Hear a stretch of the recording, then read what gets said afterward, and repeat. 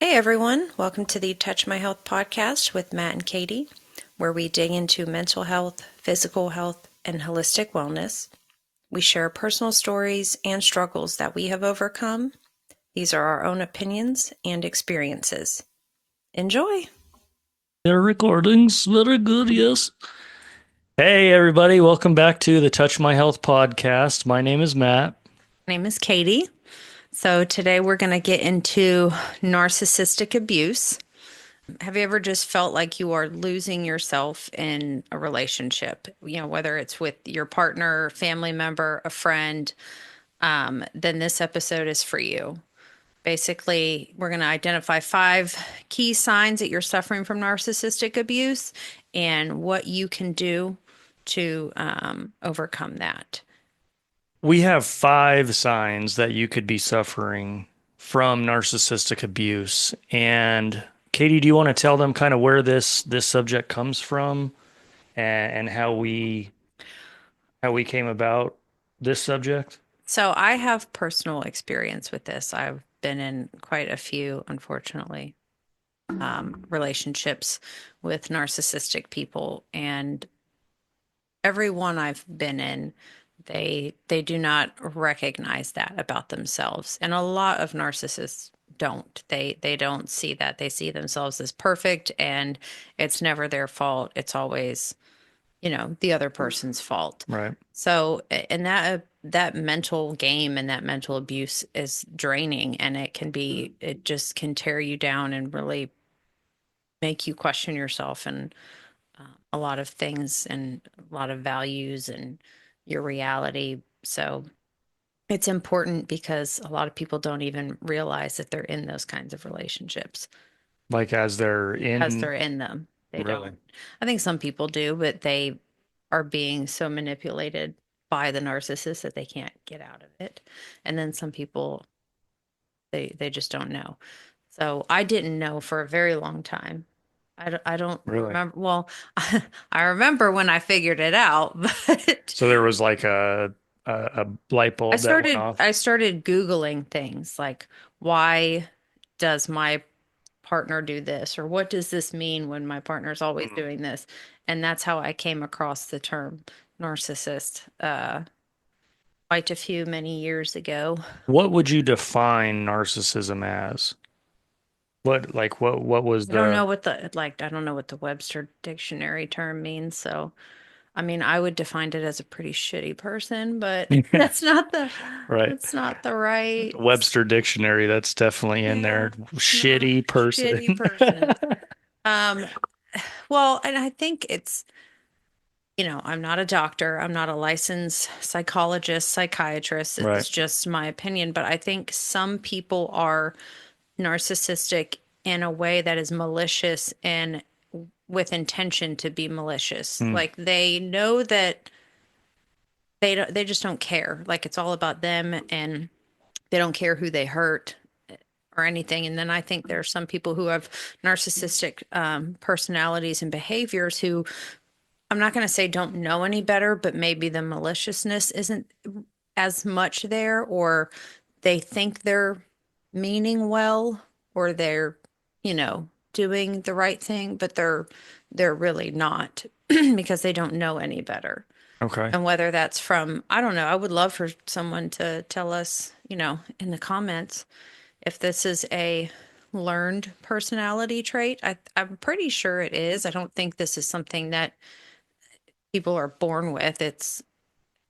I'm pretty sure it's a learned A learned behavior. behavior. Yeah, I could see that. I could see how it, It's not like bipolar where you're that can be genetic where it's passed down, I believe. right. Yeah. Where they see maybe one of their parents displaying that behavior, and therefore it's, you always tend to be like one of your parents. And as much as you never want to, turns out you turn into your parents or a version of your parents. So I agree with you there. I think it can definitely be a learned behavior. So what's sign number one? So, sign number one, I would say, is you're constantly walking on eggshells. Hmm.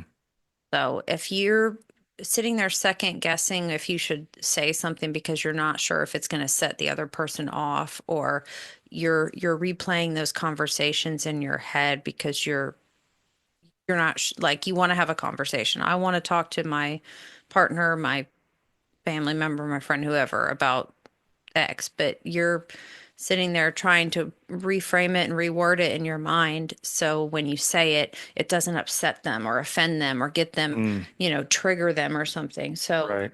you're always careful what you say or, how you say it because you don't want to set them off. So it's always walking on eggshells. You walk in your house and you're just automatically anxious because you're afraid that What you God, might say or what what you you might might do. say or Yeah. God, what did I do? I gotta replay it. Did I do Right. this? Did I do that? So walking on eggshells really to me is being afraid of saying something or doing something because then it's going to cause a fight. It's going to be blown out into proportion, blown out of proportion to where now something so little turns into an all day fight or an all night fight. And now we go to bed angry. Yeah, it's well, it puts a lot of stress on you, I bet. and stress, I mean, as everyone knows, is not good for you mentally, physically, can wreak havoc on your body physically. Um, so it's just added stress. No one, it's almost like you're in constant, what's the fight or flight mode, and Yeah, fight or flight. you're Right. you're just always anxious and scared. So It's a terrible way to live your home yeah, life. yeah, yeah. So I was gonna say, live your home life. If that's the life you live in every day, it's exhausting. Okay. Number Um, two. but so no, so some a helpful tip though for that Oh, all is right. to start. And I mean, I still do this to this day, and I don't. Obviously, we don't walk on eggshells around each other at all. Not us. But start journaling. Journaling your thoughts and experiences. It helps. It helps a lot with validating your feelings and trying to recognize certain patterns. So Journaling. Journaling, you're like keeping I almost say like a keeping a log. diary, Okay. you know how we used to do. We used to keep diaries when we were young. But yeah, journaling your thoughts, your feelings, experiences. I mean, I think journaling every day is a good thing. Sure. Did you do that when you were in your marriage with the narcissist? Did you do a lot of journaling? Did you kind of keep track of anything? Yes, but those that was more some of the other points that I'll get to. Okay. Yeah, I didn't journal every day. It was quite a bit, but it wasn't every day. And Right. even now, I think I always want to try to start journaling because I think it just really helps people anyway, Hmm. mentally, and kind of helps you look back and review, your days and your productivity or whatnot. But Right. that's a totally different thing. But yeah, so that's a good tip Good for tip is that. journaling. Journaling. Would you say journaling around certain fights or certain uh, maybe conversations that didn't go the right way, and that would be an ability to recall kind of what happened? Well, yeah, so I was saying that's more like some of the other points, but when you journalize your feelings Hmm. and your experiences, keep it helps validate that for you and your reality.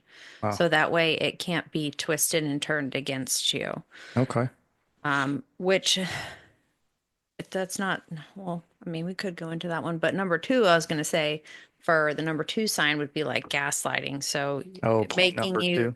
yeah, making you feel like you're going crazy or being told like that's not what happened. Like, you see something that happened and you're like, that's not what happened. You're wrong.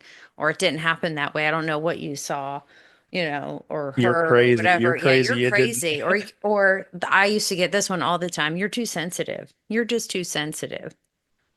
Like, Oh. That's an invalidation in itself. Yeah. Like, am I allowed to feel or am I not allowed to Yeah, feel? I'm sorry. I didn't realize that I wasn't allowed to feel anything that you told me I wasn't allowed Right. to feel. Yeah. Um, yeah, that one for me is like a big trigger. If someone tells me I'm too sensitive, it Hmm. just, especially dealing with having to have dealt with that, and now, like, don't tell me I'm sensitive. Right. You're not Yeah.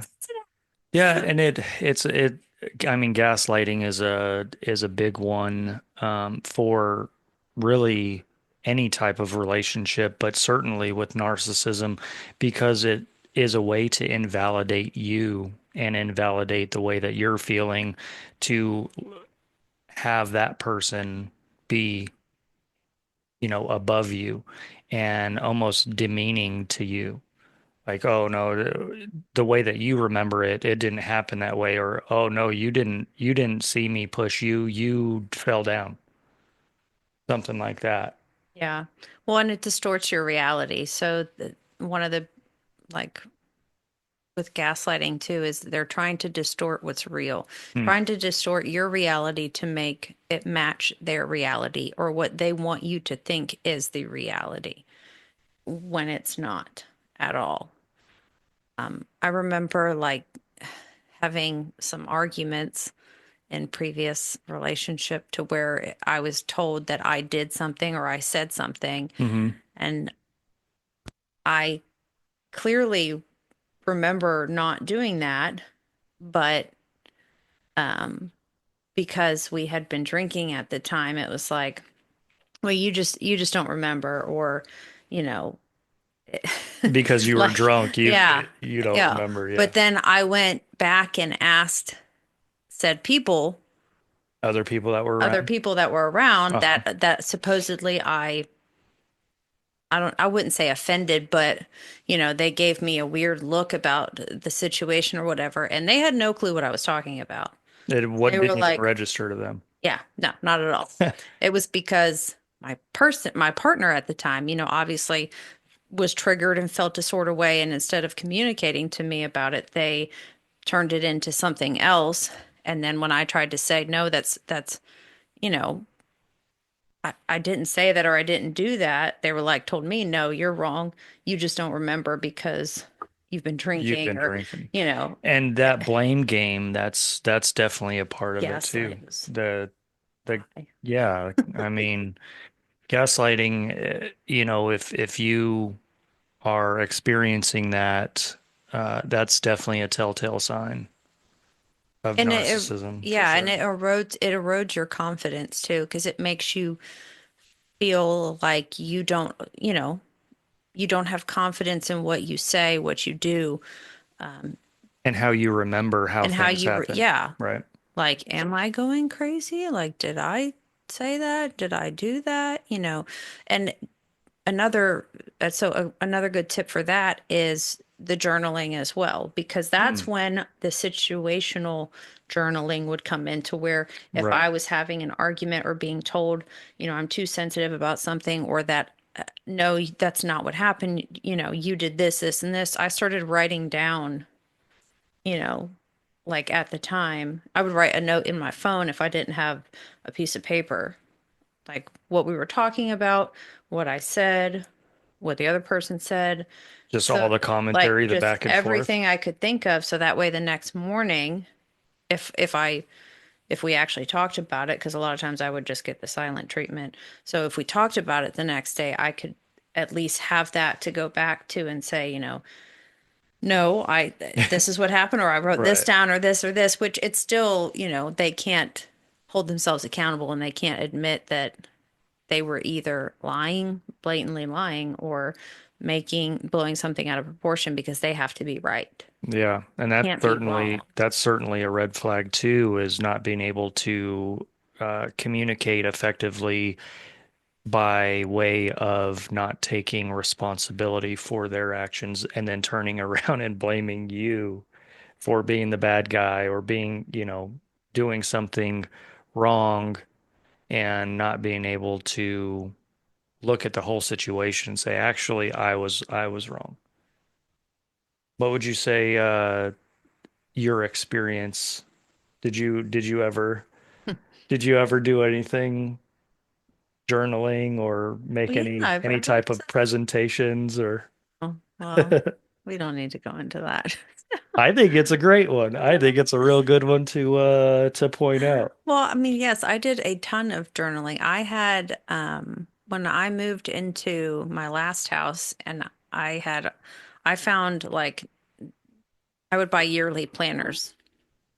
And so I found pages and pages of where, I would write in the notes section in my planner Right. of conversations or things that happened that it's like I didn't want to lose that because I wanted to be able to go back to it and be like, nope, that's not what happened.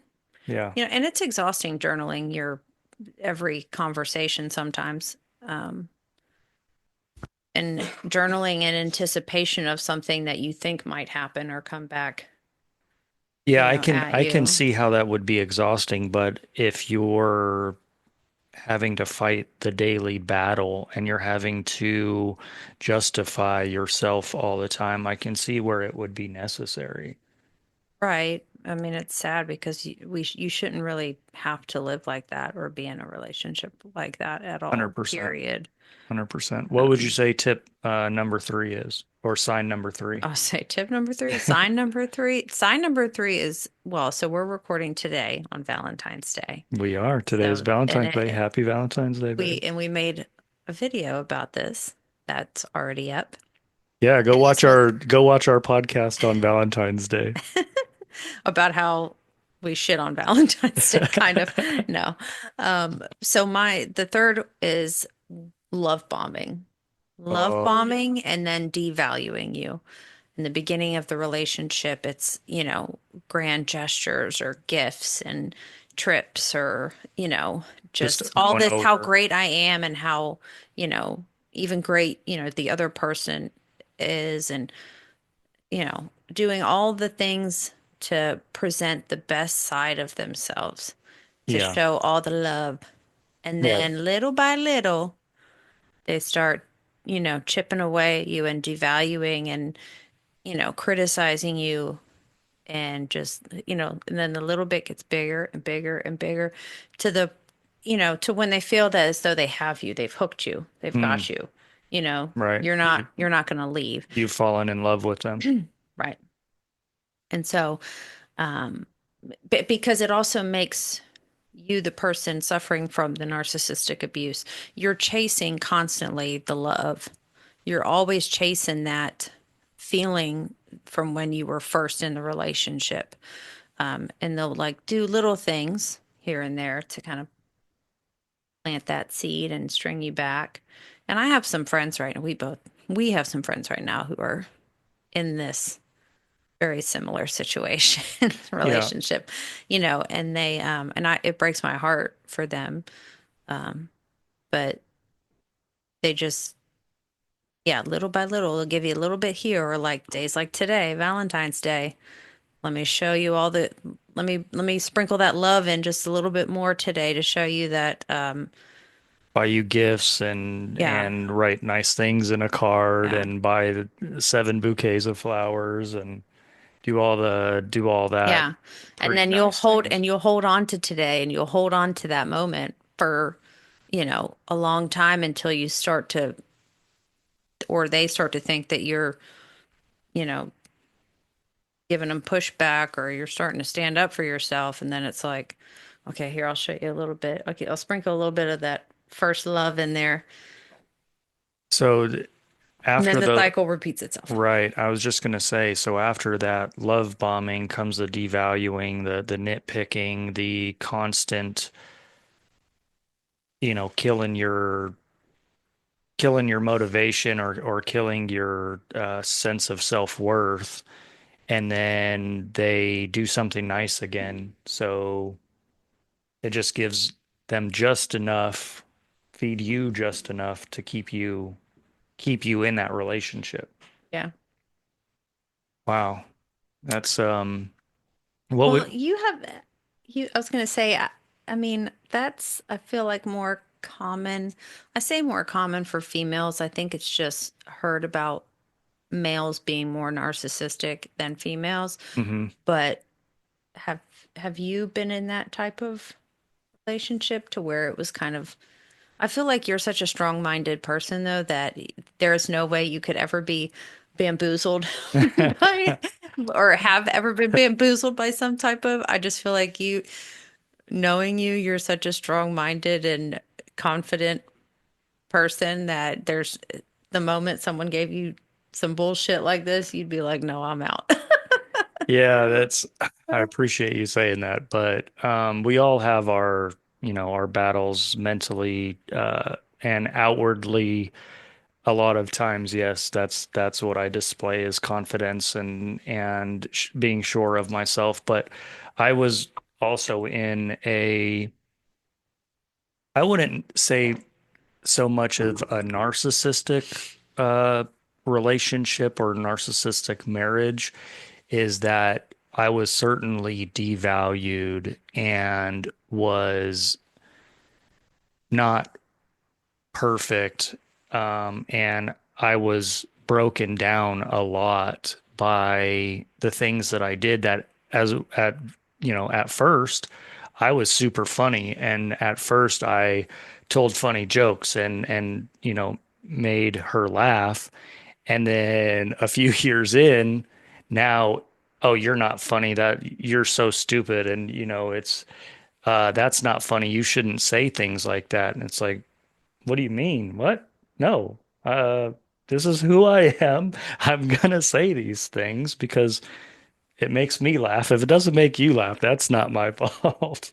It's not my problem. But also, I think it does. I think it being told over and over again that you're one thing, that like mine was you're not funny, and being told over and over, you really do start to doubt yourself. You start to, almost like you said with the gaslighting, it's being gaslit to where now you're questioning yourself because at one time it was funny and now all of a sudden it's not.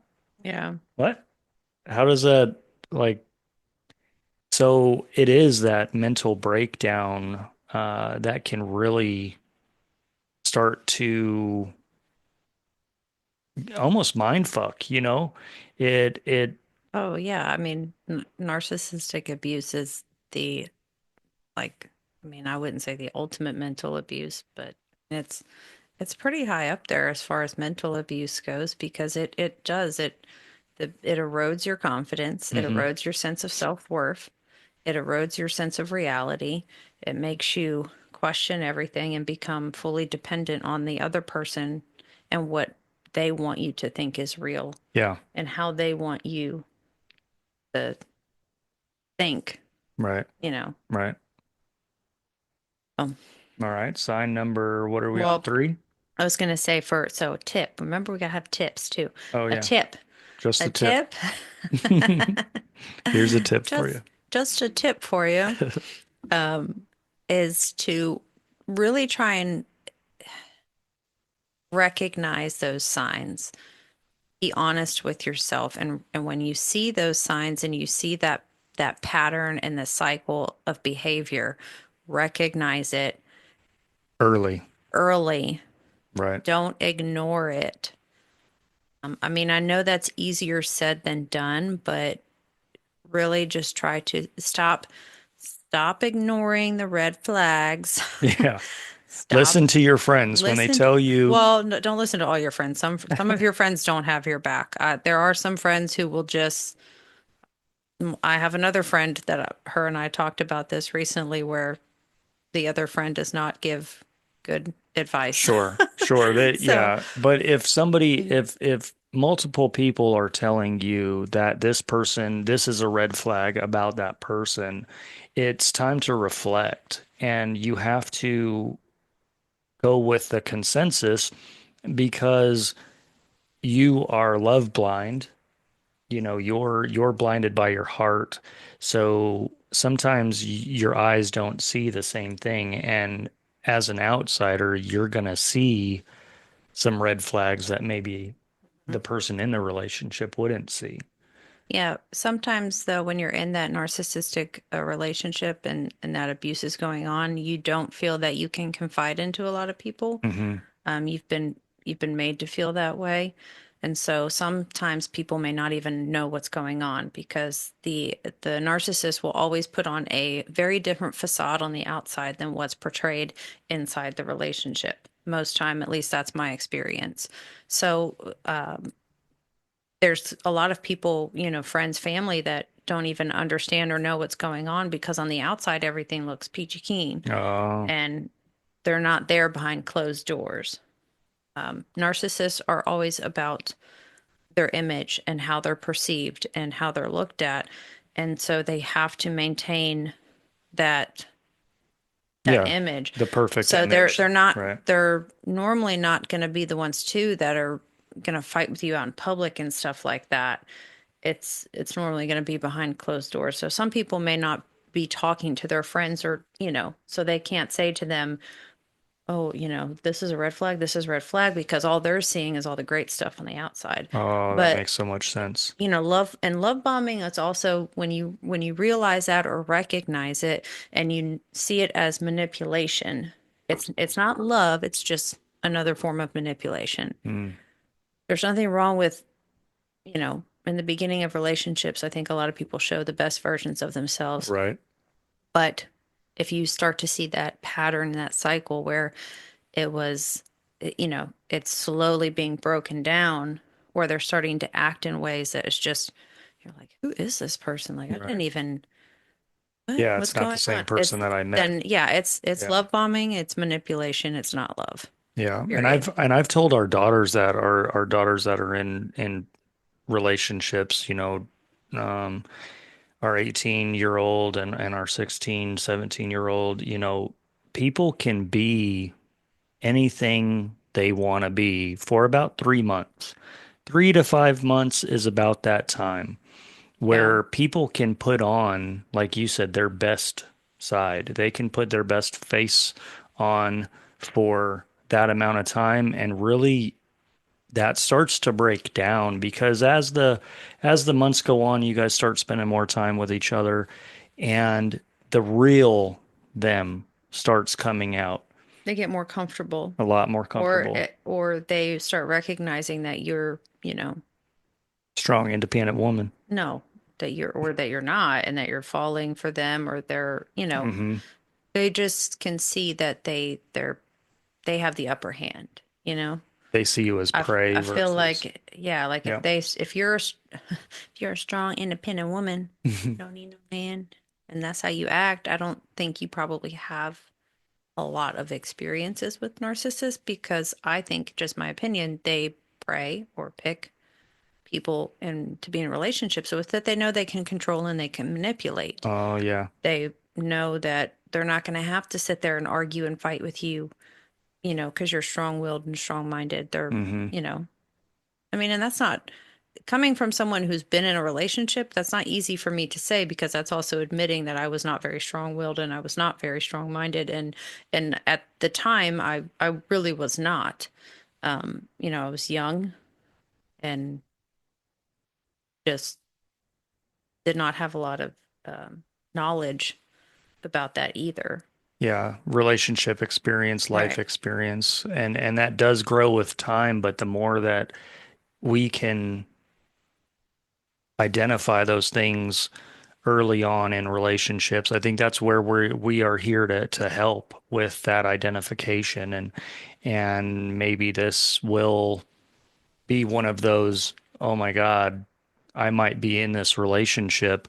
Reach out to us in the comments, send us DMs. We are always here to help, for that reason, because we do have knowledge in this. We have experience in it. And we are raising little children to We're be, raising little ladies. yeah, to be strong, independent women. And at times you're not going to be your strongest, and you're going to be vulnerable. And I think you're right. I think the narcissists prey on that. Right. Yeah. And I mean, we have friends that come and call us and ask us for advice because they do know that we have experiences with certain issues like that in relationships. Right. Yeah. Um, and it's nice because they know we also are unbiased.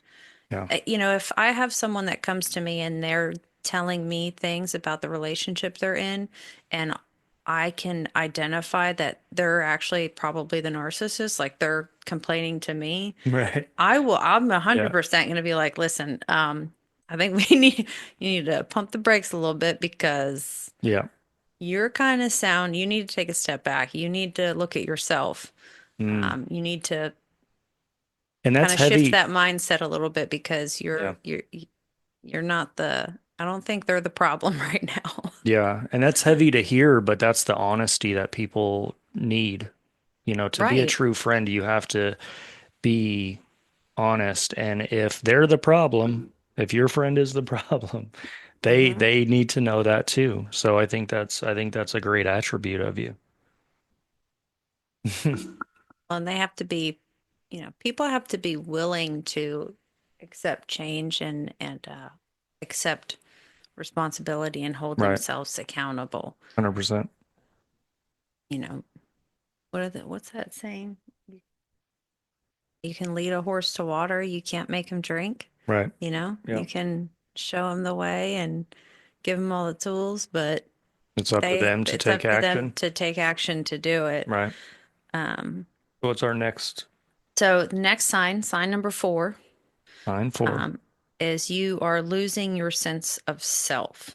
So you're losing, like, you had a picture in your mind, you knew yourself, you knew what you stood for, you knew your morals, you knew your, interests, your passions, who you wanted to be, what you wanted to be. Hmm. And then now all of a sudden you're losing that sense of self. You're losing all of those things. You're questioning them. You don't know what they are anymore. You barely recognize yourself anymore. That's a really a tough one because it's like all of a sudden you go from, one person to now you don't know which way is up. You don't know which way is down. You don't know what's going to happen tomorrow. You can't plan anything because you never know what's going to happen, and Yeah. you're always having to accommodate, and, And and you're the last one to be accommodated. yeah. You're always accommodating them.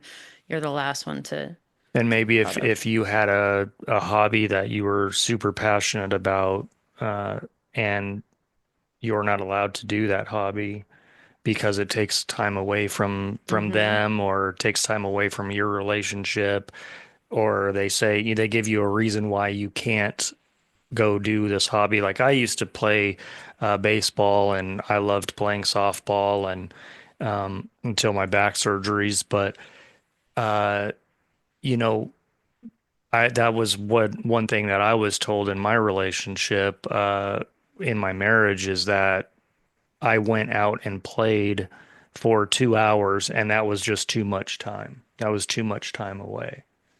And it's like, that's actually for my own mental health. That Yeah, was you for, need me time. yeah, yeah, you do. And I think that's a strong one, number four, with being in a devaluing yourself and losing yourself type of mentality where you wake up and you're looking in the mirror and you've got bags under your eyes and you feel just like the weight of the world is on your shoulders.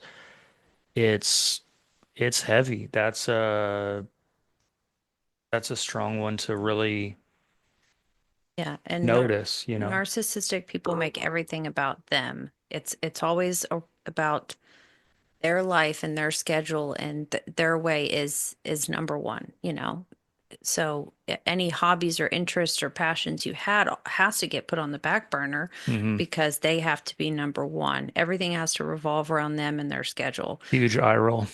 Yeah, it's it's very, having to plan your day around somebody else's or your whole week, your month around someone else's schedule, Hmm. and then they can change that schedule whenever they want, and then you have to readjust.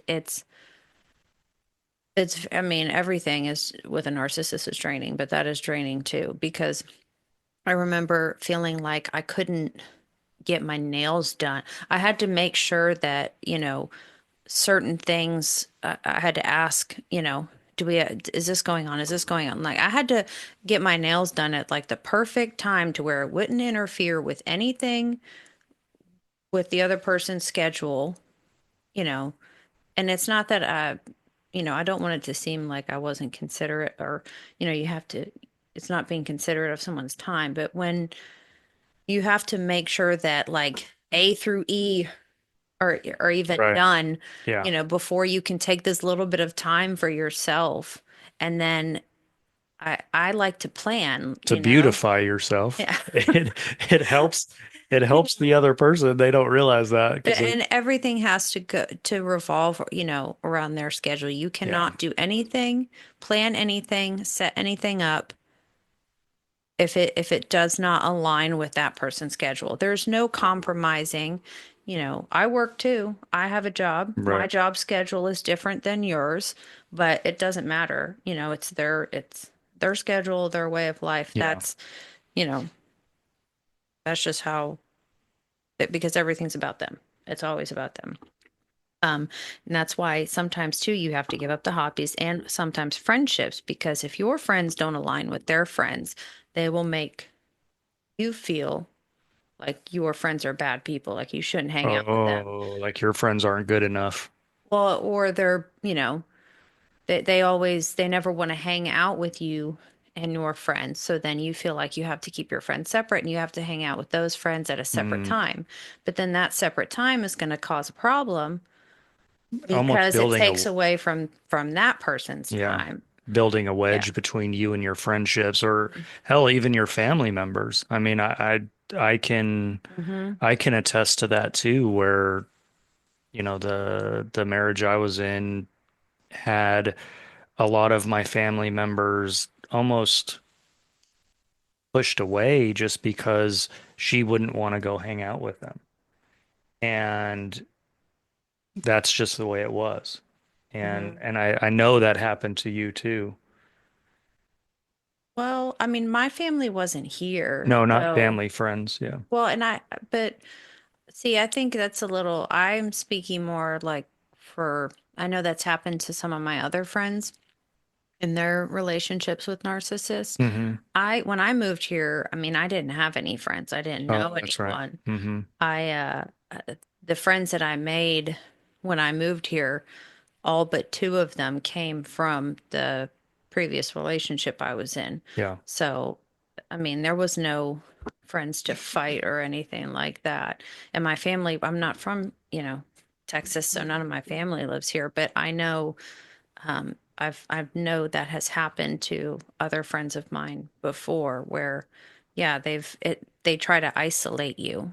Yeah. They isolate you because any outside noise from friends or family, if it's not, aligned with their thinking and what they want, then that's just uh not competition, but Well, it they is don't want to almost, have to they don't want to have to deal with that. yeah, it is almost competition because they feel like they're in competition with everyone else because they have to be better than everyone else, or at least in the eye of themselves, have to be number one.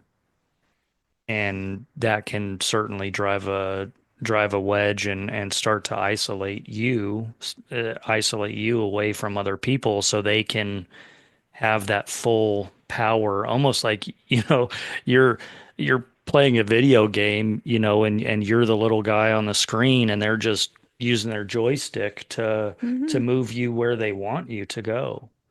I mean, Yeah. you They know, can go out and do, you know, things and hang out with their friends all day long or uh, whatever, but you know, like when there's, shoes on the other foot, oh, you can't do that.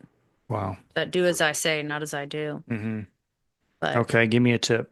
Okay. So start doing one thing for yourself each day. That's my tip for that sign is make it a point to do one thing. It could be small, big, whatever, but do it for yourself each day, and it'll make you feel like, you're getting a little bit of yourself back.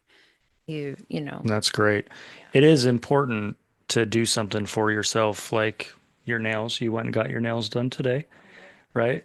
Because that makes you feel good. Hmm. And as somebody in a relationship, I should want that for you. I should want you to go and make yourself pretty or, you know, go and have some time away because it's healthy and that makes you feel good. And that's a big one too, I think. Well, and like I like to go in the mornings and work out. And I've said this since we started dating, that it's more so for my mental health than Yeah, anything because I like how I feel when I start my day out by working out. The days that I don't feel as great as I do when I do go work out. So right. that's like that is my thing that I like to do for myself And I every don't go with day. her. She does this by herself. Yeah. She is very passionate about it and I enjoy sleeping. So You are not you are not a morning person, I am not which a morning I'm person. not a morning person either, but I would rather to me work getting up early and going and working out is just I Yeah. think it's a really great start to your day and it helps with I'm probably gonna get this maybe wrong, but that's okay. You can put it up there. It gives you is it the serotonin or dopamine? It gives you dopamine. It also It just, you feel good. Whatever the feel good one is, I don't remember the feel good one. dopamine. Okay. Yeah. It just makes you, to me anyways, it does. It makes me feel good. And I want to start my day feeling good. I mean, if I'm going to wake up at 4, 5, 6 in the morning, I want to feel good because Yeah. And I'm it not really a morning person either. But you've become a morning person. yeah. You do a lot better than I do in the morning, that's for sure. Yeah. So do so Mornings and you do are not. no, so do No. one thing for yourself a day. Mm-hmm. Super important. And that's daily, not a week, daily. And it could be tiny. It doesn't have to be an hour. I mean, it can be. Or like today, I went and got my nails done. I did two things today. I worked out and I got my nails done. But yes, it helps bring back that sense of self and just, you know, you don't feel so lost and like you Yeah. don't know who you are anymore. Okay. Um, And sign number five, the last one. last one, last one I think is equally as important as all the other ones, but it's a big one, is, no taking note. They do not take responsibility. There's no accountability, and it is always your fault. Hmm. Whatever the problem is, it's your fault. It stems from you. What were we joking around about in the shower this morning when I accidentally, what did I elbowed you or something? Oh And yeah, yeah. and I was like, well, you made me do it. I mean, if you'd act better, then I wouldn't, elbow you or whatever. I mean, Yeah, that's a joke, right. so But it's it a is, joke. but that's But 100% that mentality, what could be 100% real, and that's exactly what, you know, we joke about because we've been through it and we are continuing to heal through it, is making light of something that was such a problem and such a mental downfall for us. We're able now to joke about it. And just I reached over to grab the little scrubby and she was washing her hair and she elbowed me right in the eyeball, right? And I was yeah, like, "Ow." And you're like, "Yeah, take that. If you didn't act that way, you wouldn't make me." yeah. Stop making me angry, and I won't do Yeah. that. But Yeah, yes, act right. twisting the narrative to where it's always your fault or it's you're to blame or you're the problem. Hmm. Um, and if you call it out, they play victim. It's yeah, there's no accountability. They have no way of holding themselves responsible and they have to find a way to shift the blame back to you. That's a big So one. that is, it, what is that? It's also the lack of communication and just like we said, I think in sign number one is no, it was part of gaslighting, sign number two. So they make you the problem and can't accept responsibility. And number five, not accepting responsibility is really an ode to gaslighting as well, because it's not their fault, it's your fault. Hmm. And anything that is wrong with the relationship is because you're not good enough. I was trying to think of that quote that I um, have on my phone because I have it saved on my phone, but it says, words without action is just manipulation, Oh, and that's strong. refusing to be held accountable for it is gaslighting. It was something like that, Hmm. and I feel like that's how it went. Words without Um, action is manipulation, yeah. 100%. And And I've then said that too. refusing to be held accountable or hold yourself accountable is just gaslighting, Right. Makes sense. So, but yeah, never taking responsibility and always having it being your fault, and then, or, constant guilt tripping, you know, that, makes you stuck and you find yourself apologizing for things that you're apologizing either for the sake of the argument because you just want it to end and you want Hmm. to be done with it, or you find yourself apologizing and you don't even know what you're apologizing for, you know? Yeah. Just, okay, Or, fine. I'm sorry.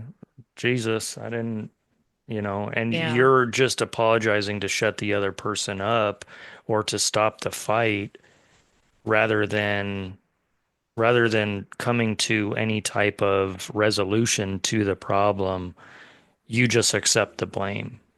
And that then gives them, more power, or now they're the winner of the argument. yeah, And again, that's, a super red flag. If you're always the problem, guaranteed you're not the problem. yeah. I would probably definitely agree with that. If it's Probably, definitely. probably definitely, yeah, that's a word, right? That's a thing. It's a sentence, Yep. or not a sentence. It's a statement, That's a a thing phrase. I for don't know. sure. I can't talk. Whatever. Um, So give me a tip for sign well, number five. I mean, my biggest tip would just be, stop engaging in the blame game. Like, Hmm. stop engaging in the games. Okay. When you feel it coming on to where they're, basically twisting something around to blame you, or guilt tripping you, just don't fall into it. Hmm. I would try and say, listen, I'm sorry you feel this way, or that you think I've made you feel this way, or that, I've if I did this to hurt your feelings, I'm sorry. I can't. That was not my intention. Hmm. I didn't. I think that's a strong saying is, But I I apologize for making you feel that way. It wasn't my intention. right, which nine times out of ten, it's not even. You probably shouldn't even need to apologize. But if you want to not uh, get into the blame game or Hmm. get into whatever game they're about to do. I a lot of times remember myself saying too, like I'm not going to do this with you right now. Like I'm not going to get into this argument because I know that this is going to turn into an argument, and I know Hmm. um you want to argue with me, you want to fight with me, and I'm not engaging in this with you. Like I am Taking walking away. the mature I route, right? I am walking away. I'm stepping Okay. away from this situation right now. Um, you know, Yeah, I'm and removing myself. going through uh, couples therapy, I went through couples therapy, and they talk a lot about stonewalling. And what you just said is how to avoid stonewalling. And stonewalling is basically where you leave the situation without giving that person a chance to respond. You just walk out of the room, slam the door, uh, and that's the end of it. With the way that you just described is look, I'm not engaging with you right now. Let's cool down. I mean, that's a super mature way to handle that situation. And if you're with a narcissistic person, they're not going to like that and they're going to try to be they're going to fight you on it. They're going to try to do and say what they can to get you to engage in their behavior. So if you're find yourself saying that and they're saying, "Okay, you know what? You're right. Let's take a breather, blah blah blah." Then maybe they're, maybe you're not dealing with a narcissist because they're a true narcissistic person is not going to like that. They're going to say things, do things to get you to engage in that debate or The fight with them. confrontation, it's the confrontation that they want so they can feel power, so they can win, so you have to apologize. Yeah, when you're Then, not acting how they want you to act, mhm, you're not, right. yeah, apologizing or they're the victim. They're the Yeah. ones that, Yeah, you did this to me. yeah. Right. But Let us know in the yeah, comments if this is a situation that you're in or something you've dealt with and how you responded to it. Katie and I have both been in this situation. Katie was married for how long were you married for? which time? The the last time. So, yeah, I've been married twice. The last time we were only married for 2 years. We were together for almost six, I Okay. think. And then, I was married before that to my children's father for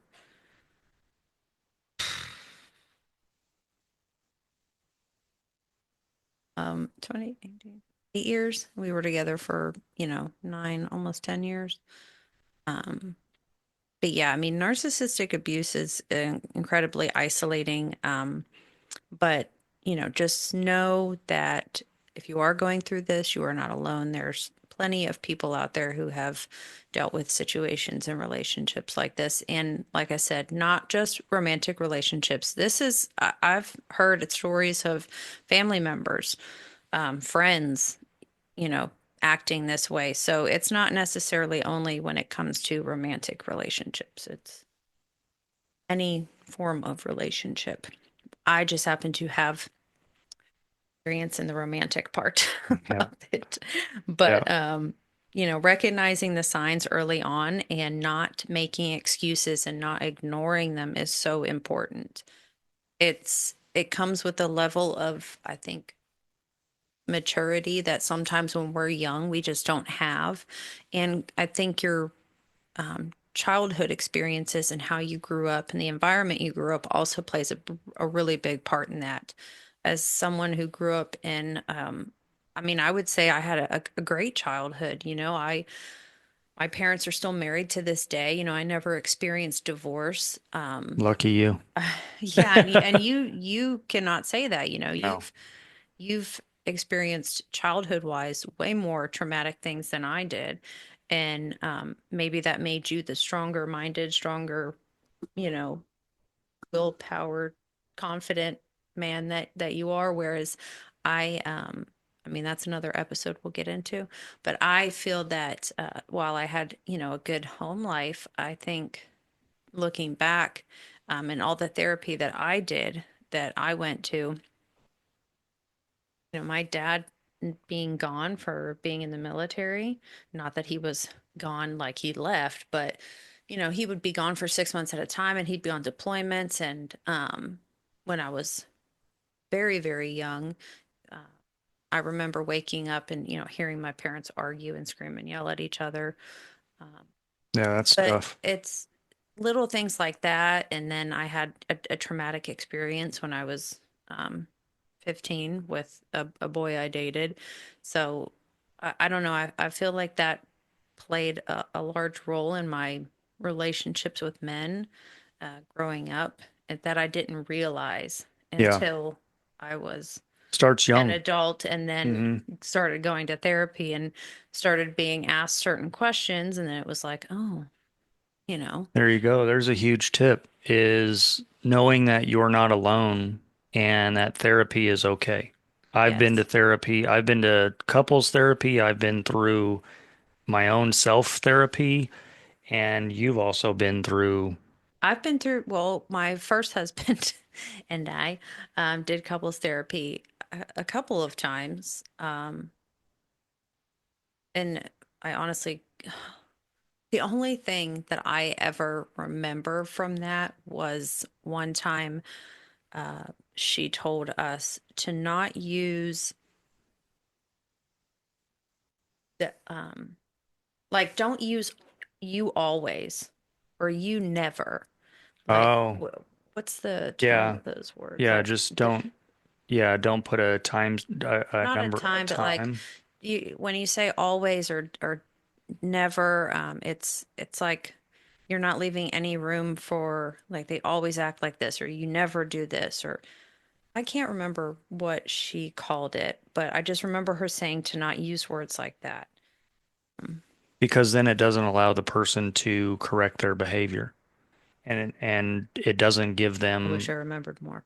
Yeah.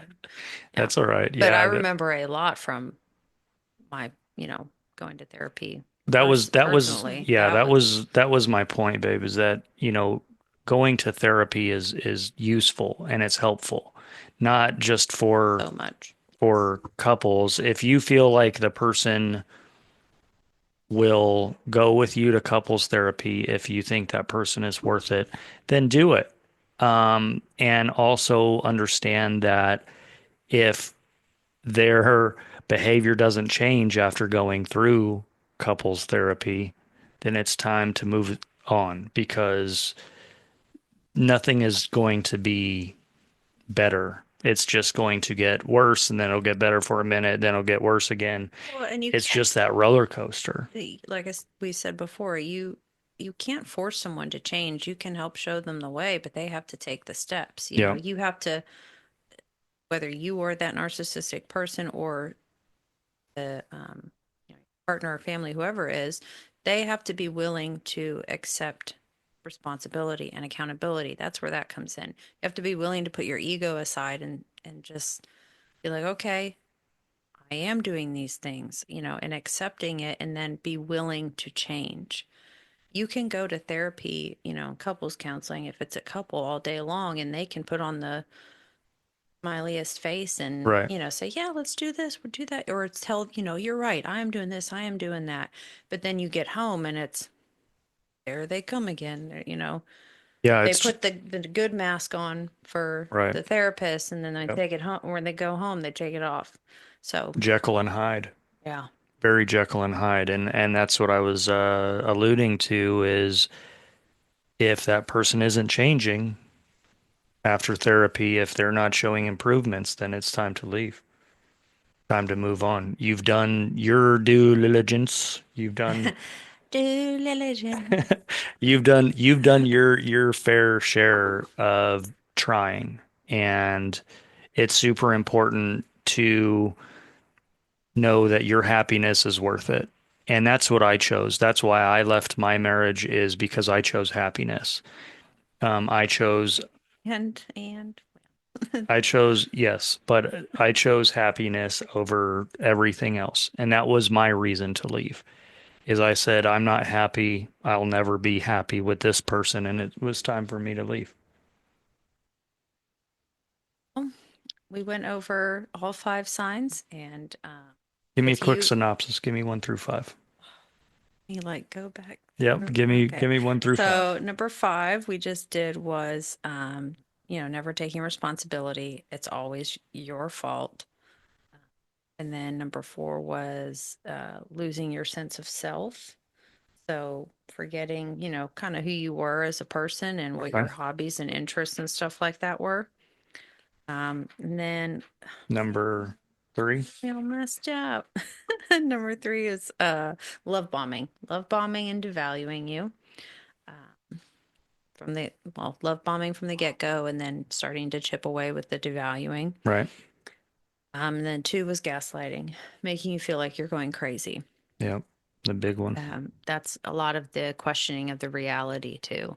And, either you're too sensitive or that never happened. You didn't see it that way or Okay. blah, blah, blah. And number one. You're constantly walking on eggshells. Mm, love it. So Really great talk today. Um, if put there's my notes back anything, together.